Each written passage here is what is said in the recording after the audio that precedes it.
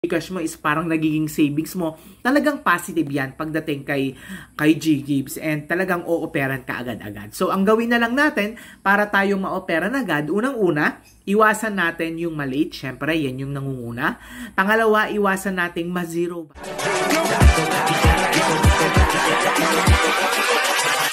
Hold up.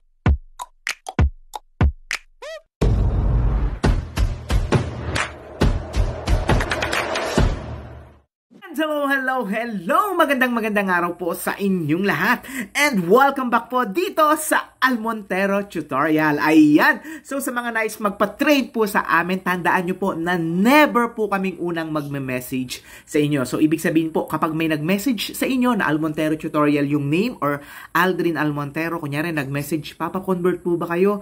Or mura lang, convert ng GGives. Hindi po kami nagaganon. Kami po ay naghihintay ng message galing sa inyo at kami po ay magre-reply lamang. Ang ating official link ay nandyan po sa description box. So, www.facebook.com/almonterotutorial, www.facebook.com/almontero11. May blue badge po yan. So, ibig sabihin po, yan lang po ang ating official link. Kung sino man pong makakausap nyo na hindi po under my link, ay wala na po kaming kasalanan doon. At least ito po, kapag napanood nyo ay medyo maganda rin naman ang video natin for today. Okay, so I have a friend or I have a client na talaga namang naging loyal sa akin pagdating sa GGives. So, ibibigay ko lang sa inyo yung information. So, makikita nyo naman sa ating thumbnail, no? Na sinabi niya, nagulat pa siya na instant daw na nakuha niya yung offer ni GGives agad-agad. Pero hindi niya ine-expect na ma-o-operan agad siya. So, sinubukan ko siyang interviewin, sinubukan ko siyang tanungin, and naisip ko na ipamahagi sa inyo or ibigay sa inyo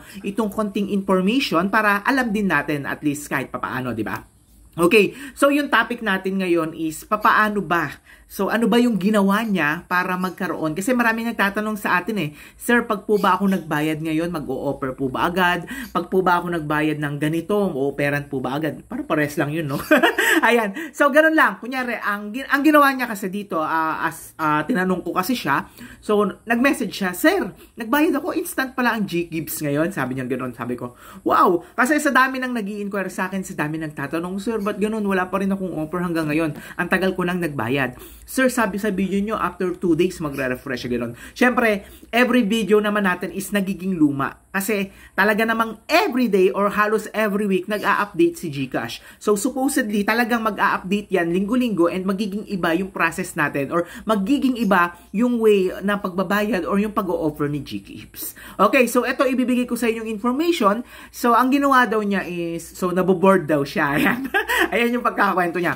Naboboard daw siya and babayaran niya daw yung kanyang GGives. Binayaran niya daw yung kanyang GGives and na-operan agad siya ng 30,000 pesos. So, tinanong ko, meron ka na bang existing loans na grade out na in-offer sa'yo bago ka nagbayad? Ang sagot niya, wala. Wala siyang offer, wala siyang grade out amount. So, ibig sabihin talagang as in zero, talagang may utang siya kay GGives. And ang sabi niya is, nagbayad lang daw siya.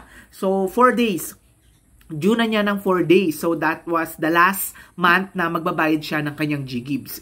4 days na, before 4 days, magju-due na siya. Binayaran niya agad and instant, nagkaroon siya ng 30 days. So, tinanong ko siya.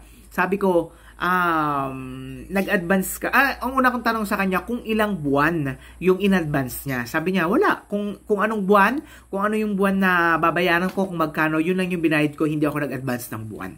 Hindi daw siya nag-advance ng buwan. And ang in-advance lang daw niya, yung araw. So, ibig sabihin, kunyari, due date niya na ng September 12. Kunyari, September 12 ang due date niya. September 8 pa lang, nagbayad na siya. Ang ginagawa daw niya is lahat ng kanyang pagbabayad ay advance ng 2 to 4 days. Yan, ganun yung ginagawa niya. So, since advance yung pagbabayad niya, siguro nakita ni GCash na, oy, good tong magbayad. So, o-operan ko agad to.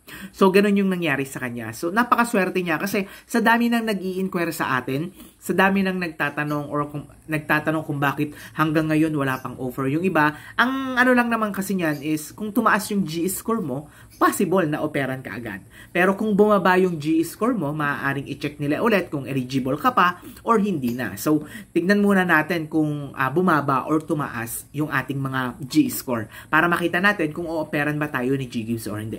Sir, paano po yun tumaas yung G-score ko pero hanggang ngayon hindi pa rin ako na-ooperan. Ayan, pagdating sa ganyan is, tingnan natin, paano mo ba ginamit si GCash or paano ka ba nagbayad kay GCash? May late payments ka ba? Para i-check ulit kung ikaw ay eligible. Kasi kung ever naman na katulad kanya nung kinukwento ko kanina na wala kang late na payments, talagang yung mga pera is pumapasok sa iyong GCash and madalang lang yung paglabas and nagiging yung GCash mo is parang nagiging savings mo, talagang positive yan pagdating kay GGives and talagang o-operan ka agad-agad. So ang gawin na lang natin para tayo ma-operan agad, unang-una, iwasan natin yung malate, syempre yan yung nangunguna.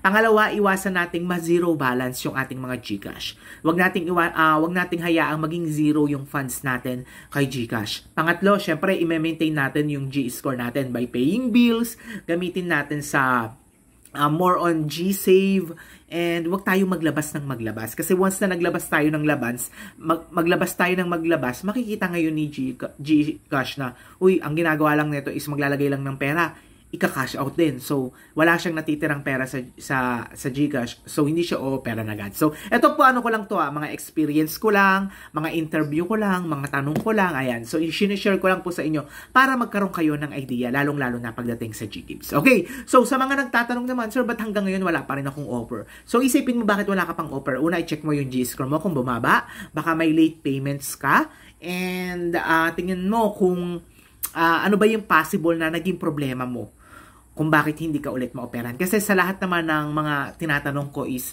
lahat sila na nagkakaroon ng offer ulit, tumaas ang G-score, may naman yung Gcash, mga ganyan. So, yan lang naman yung possible. And if ever na halimbawa, ayun, tulad ng sinabi ko kanina, more on out ka, ayun, possible na talagang bumaba yung G-score mo and hindi ka ulit ma-operan ni GGives. Okay? Ayan, so sa mga nag-aantay pa rin, kunyari nagbayad ka yun, hindi na siya recommended sa ngayon na bayaran agad tapos instant na magkakaroon ka ulit ng offer. Hindi na siya ganon. So, swertihan na lang talaga and kung paano mo ginamit si Gcash mo, dun ka lang magkaka-offer. Kung paano nila ibabalik sa'yo yung offer ulit after mong magbayad. So, hindi na siya katulad dati na automatic na after 2 days magre-refresh na babalik ulit yung offer or o-operan ko ulit. So, talagang nag-iiba. Kaya, kung mapapansin nyo, sir, sabi nyo sa video nyo, ganon, ibahin natin yung sa ngayon at saka yung mga dating video. Kasi hindi naman porket nalipasan na yung video natin noon, tapos iba yung information noon at sa ngayon is kailangan na natin burahin. Sayang naman, kasi hindi naman,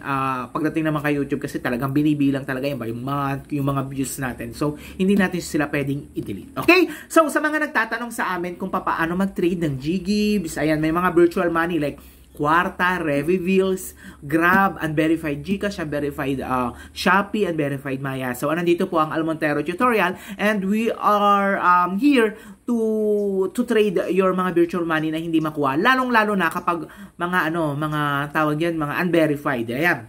So, i-message nyo lang po kami. Tandaan nyo, nandyan po sa description box yung link. Hindi po ito free at may bayad po ito dahil mismong kami din po ay gumagamit ng mga bills which is nagbibigay kami ng mga discount sa mga clients namin and minsan naman is talagang nagbabayad din kami sa mga merchant. Okay? So hanggang dito na lang po ang video na ito. Maraming salamat po. Hanggang dito na lang once again. I'm Alvin Almontero dito po sa Almontero Tutorial. Sana po ay may natutunan kayo at kung kayo po ay may mga tanong mag-comment lamang po kayo dyan sa baba. Okay? Maraming salamat po. God bless. Thank you.